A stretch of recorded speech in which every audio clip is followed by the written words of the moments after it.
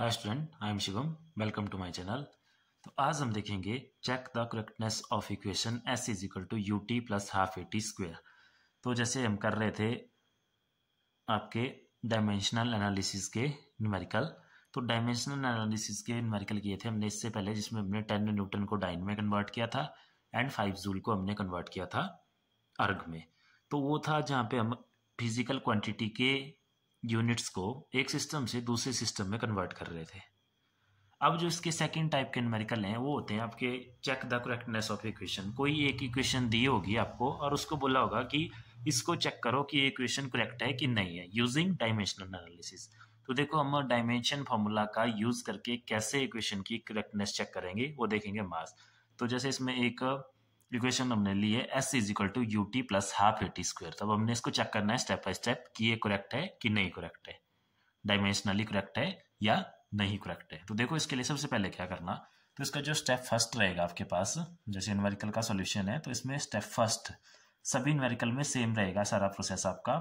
Step first है हमारे पास simple, जो भी आपको यहाँ पे देखो फिजिकल क्वांटिटियां दी गई है, जैसे S U T half a t square, जो भी कुछ दिया गया है उन सभी सिंबल के पहले लिखना है कि कौन सी फिजिकल क्वांटिटी को रिप्रेजेंट कर रही है वो, और उस फिजिकल क्वांटिटी के डायमेंशन फॉर्मूला लिखने हैं। तो सिंपल हम लिखेंगे डायमेंशन या डायमेंशनल फॉर्मूलाज ऑफ, देखो सबसे पहले यहाँ पे एस क्या होता है, तो एस से डिनोट करते हैं हम डिस्प्लेसमेंट या डिस्टेंस को। तो एस हो गया डिस्टेंस, और डिस्टेंस मतलब लेंथ, तो लेंथ का सबको डायमेंशन फॉर्मूला पता है, होता है एल। उसके बाद है यहाँ पे यू, तो यू हमें पता है, यू से हम डोनेट करते हैं वेलोसिटी को। तो वेलोसिटी का डायमेंशन फॉर्मूला भी हमें पता है, ये होता है एल टी माइनस वन। अगर आपको नहीं आता निकालने तो डिस्क्रिप्शन में डायमेंशन फॉर्मूला वाली वीडियो का लिंक है, आप वहां से जाके उसको समझ सकते हैं। या देखो कैसे निकालेंगे, हमें पता है वेलोसिटी ये एक ड्राइव्ड फिजिकल क्वांटिटी, इसको कन्वर्ट कर दो फंडामेंटल फिजिकल क्वांटिटी में। वेलोसिटी का फॉर्मूला क्या होता है, डिस्प्लेसमेंट या डिस्टेंस अपॉन टाइम, या डिस्प्लेसमेंट एक ही बात है, टाइम। तो अब डिस्प्लेसमेंट या डिस्टेंस मींस लेंथ, तो उसके लिए हो गया एल, और टी हो गया टाइम के लिए। तो टी ऊपर चला गया तो ये हो गया एल टी माइनस वन। तो ये आ गया वेलोसिटी का डायमेंशन फॉर्मूला। तो ये लिख लिया वेलोसिटी का। उसके बाद है यहाँ पे टी मींस टाइम, तो टाइम का डायमेंशन फॉर्मूला क्या होता है, कैपिटल टी स्क्वायर ब्रैकेट के अंदर। उसके बाद है हाफ होता है, ये जो कांस्टेंट है ये डायमेंशनल लेस होते हैं, इनका कोई डायमेंशन फॉर्मूला नहीं होता। उसके बाद है ए मींस एक्सेलेरेशन, ए से डिनोट करते हैं हम एक्सेलेरेशन को। तो एक्सेलेरेशन का डायमेंशन फॉर्मूला होता है एल टी माइनस टू। अगर नहीं आता तो देखो निकालना भी सीखेंगे हम साथ के साथ इसको। एक्सेलेरेशन का फॉर्मूला क्या होता है हमारे पास, वेलोसिटी अपॉन टाइम। वेलोसिटी का ये देखो ये निकाला था एल टी माइनस वन, यहाँ से भी कर सकते हैं। अगर नहीं करना यहाँ से तो दोबारा देखो वेलोसिटी का फॉर्मूला लगा लो। तो वेलोसिटी का ये टाइम तो फंडामेंटल में चेंज हो गया, वेलोसिटी को चेंज करना है तो वेलोसिटी होती है हमारे पास डिस्प्लेसमेंट अपॉन टाइम। डिस्प्लेसमेंट मतलब एल अपॉन टी, और एक टी पहले से है तो कंबाइंड कर दो एल टी माइनस टू, क्योंकि टी स्क्वायर आएगा नीचे, ऊपर जाके ऐसे एल टी स्क्वायर ऊपर जाके माइनस का, तो आ गया L T minus to. Dimension formula की डिटेल में वीडियो बनाई है, लिंक डिस्क्रिप्शन में। अगर नहीं समझ आ रहे हैं कैसे निकल रहे हैं तो आप वहां पे जाके इसको समझ सकते हैं, बिल्कुल इजी मेथड में। अच्छा, अब इसके बाद रहा हमारे पास टी स्क्वायर, तो टी टाइम है, हमने डायमेंशन फॉर्मूला लिख लिया है। तो ये हो गया स्टेप वन आपका कंप्लीट। अब इसके बाद क्या करेंगे, अब इसके बाद जो गिवन इक्वेशन है उसको लिखेंगे now s is equal to u t plus half a t square, इसको बोल देंगे हम स्टेप टू। अब इसमें ये जो डायमेंशन फॉर्मूला हमने लिखे इनको पुट कर देंगे इन सिंबल की जगह। तो एस की जगह क्या आ जाएगा, देखो एल, उसके आगे इज इक्वल टू यू का डायमेंशन फॉर्मूला वेलोसिटी का आ जाएगा L T minus one multiply by T, तो टी का डायमेंशन फॉर्मूला आ गया हमारे पास सिंपल टी। देन नेक्स्ट करेंगे हम इसके बाद, नेक्स्ट क्या है हमारे पास प्लस हाफ का डायमेंशन फॉर्मूला, ये आपका डायमेंशनल लेस होता है, इसका कोई डायमेंशन फॉर्मूला नहीं होगा। तो हाफ के बाद है ए आगे, ए का डायमेंशन फॉर्मूला ये देखो यहाँ पे L T minus to multiply by आगे टी स्क्वायर है, तो टी का डायमेंशन फॉर्मूला हो गया कैपिटल टी, और ऊपर से हो गया इसका स्क्वायर। बस इसको सॉल्व कर लो। लेफ्ट साइड में एल रहा, यहाँ पे देखो एल, इस टी को क्या लिख सकते हैं, नीचे लिख सकते हैं ऐसे, बाहर एक और टी ऐसे जो इसके साथ मल्टीप्लाई हो रहा है, एल ऐसे आ गया। वैसे ही यहाँ पे देखो एल, इस टी स्क्वायर को नीचे लाके क्या हो जाएगा, टी स्क्वायर, ऊपर था माइनस, नीचे हो गया positive T square, square bracket लगा लो और मल्टीप्लाई बाई टी स्क्वायर, ये भी टी स्क्वायर है, तो टी स्क्वायर से टी स्क्वायर कैंसिल, टी से टी कैंसिल, तो L is equal to, left side में बच गया single L is equal to, देखो यहाँ क्या बच गया, एल प्लस एल। तो अब देखो बोथ साइड में जो हमारे पास फॉर्मूले रह गए वो रह गए L L plus L. Clear है?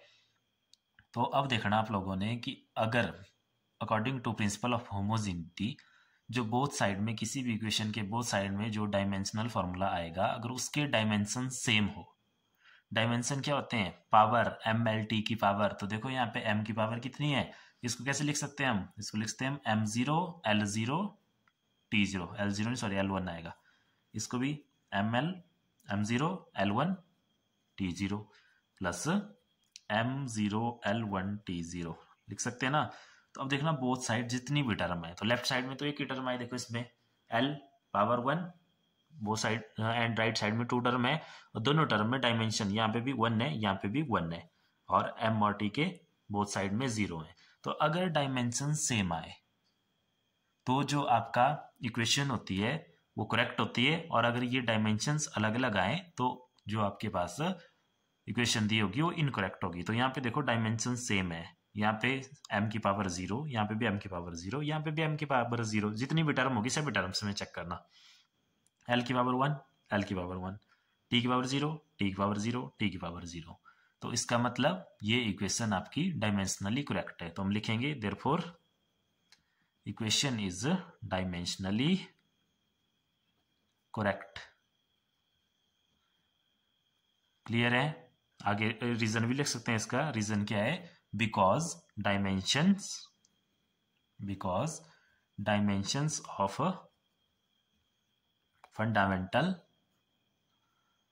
Fundamental unit on both side are same, both side are same, कि जो हमने फंडामेंटल क्वांटिटी में चेंज करके लिखा इसको, उसके जो डायमेंशंस आ रहे हैं, डायमेंशन मतलब जो पावर आ रही है एम एल टी की, वो दोनों साइड सेम है, तो इस वजह से ये जो इक्वेशन है आपके पास ये डायमेंशनली करेक्ट है।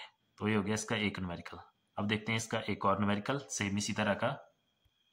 तो अब नेक्स्ट न्यूमेरिकल है हमारे पास b is equal to u plus a t. इस इक्वेशन को हमने चेक करना है कि डायमेंशनली करेक्ट है कि नहीं है। तो क्या लिखेंगे फर्स्ट स्टेप में, तो स्टेप फर्स्ट होता है जिसमें हम डायमेंशन फॉर्मूला लिखते हैं दी हुई गिवन फिजिकल क्वांटिटी का। तो लिखेंगे डायमेंशनल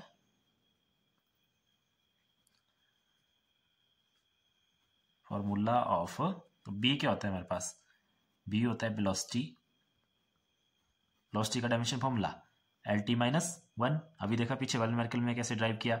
u क्या होता है, u भी हमारे पास वेलोसिटी होती है, वेलोसिटी का डायमेंशन फॉर्मूला द्वारा एल टी माइनस वन। उसके बाद आगे a भी पीछे वाले न्यूमेरिकल में देखा हमने, a थी एक्सेलरेशन, इसका dimension formula L T minus two, और आगे आ गया हमारे पास t, तो t का डायमेंशन फॉर्मूला, या t मीन्स टाइम, टाइम का डायमेंशन फॉर्मूला t। तो कर दो पुट स्टेप टू में। तो स्टेप टू, नाउ इक्वेशन क्या है देखो, b is equal to u plus a t. तो सभी फिजिकल क्वांटिटी के डायमेंशन फॉर्मूला पुट करेंगे, b की जगह आ जाएगा L T minus one, left side में सिर्फ b है, राइट साइड में u, तो u का भी दोबारा L T minus one and plus आगे a का एल टी माइनस टू, और मल्टीप्लाई हो रहा है इसमें t, तो t का t। चलो सॉल्व कर लो, लेफ्ट साइड में बच गया एल टी माइनस वन, यहाँ पे आ गया एल टी माइनस वन, इस टर्म का इन दोनों टर्म्स का तो देखो सेम आ गया। थर्ड टर्म को देखते हैं इसमें जो यहाँ पे है हमारे पास, तो इसमें देखो एल टी की पावर है माइनस टू और यहाँ पे टी की पावर है प्लस वन। तो जब बेस सेम हो तो क्या होता है मल्टीप्लीकेशन के टाइम, आप लोगों को पता है कि अगर x की पावर m है और आगे x की पावर n है तो उसका फॉर्मूला क्या होता है x की पावर m प्लस n। तो t की पावर कितनी आ जाएगा देखो माइनस टू प्लस वन, क्योंकि इस t की पावर कितनी है वन। तो इसको सॉल्व कर लो, तो कितना आ गया L T minus one left side में, राइट साइड में एल टी माइनस वन और आगे ये भी कितना हो गया एल टी की पावर -2 + 1 कितना हो गया हमारे पास -1। तो देखो जो डायमेंशंस आए यहाँ पे एल की पावर 1 टी की पावर -1, राइट साइड की इस टर्म में एल की पावर 1 टी की पावर -1, इस टर्म की भी एल की पावर 1 टी की पावर -1। तो यानी कि जितनी भी ये क्वांटिटियां आई या जितनी भी टर्म्स आई उनमें डायमेंशन सेम है। तो उसका मतलब क्या है, because dimensions of fundamental unit on both side are same hence the equation is dimensionally correct. तो वही रीजन लिखेंगे हम इसमें जो हमने उसमें लिखा था पीछे वाले में। यहाँ पे देखो कंफ्यूज नहीं होना है कैसे सॉल्व किया, ये एक मैंने पावर से बता दिया, और दूसरा अगर ऐसे समझ नहीं है तो आप ऐसे भी इसको सॉल्व कर सकते हैं। जैसे ये था हमारे पास एल टी -2 और आगे था मल्टीप्लाई टी की पावर 1।